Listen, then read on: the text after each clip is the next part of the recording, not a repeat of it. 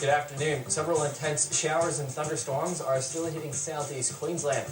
The worst of the storms have now moved past the Gympie and Gayndah region. You can see here on screen what was happening earlier during the Sunshine Coast hinterland. These are heavy rainfall rates. This is an area that caught somewhere between about 20 to 40 millimeters within an hour's time. But further to the east, places like the Sunshine Coast Airport had 11 millimeters in 10 minutes time. That was a bit earlier today, but let's take a look at how those storms are moving. Those are the storms that caused heavy rain and flash flooding across parts of the Sunshine Coast. Notice how it's eased back there as those storms have moved offshore.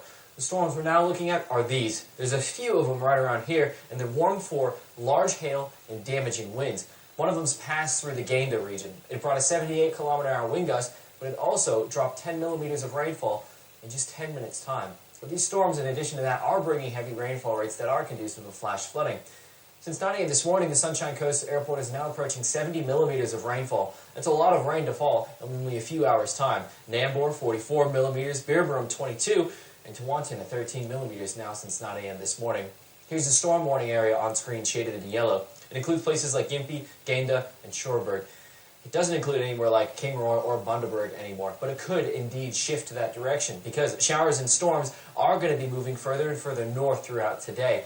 As well as to the south of that, we're going to see conditions gradually ease during this afternoon and evening for the Sunshine Coast, the Brisbane area, and of course the Gold Coast, which is already seeing an easing in those conditions.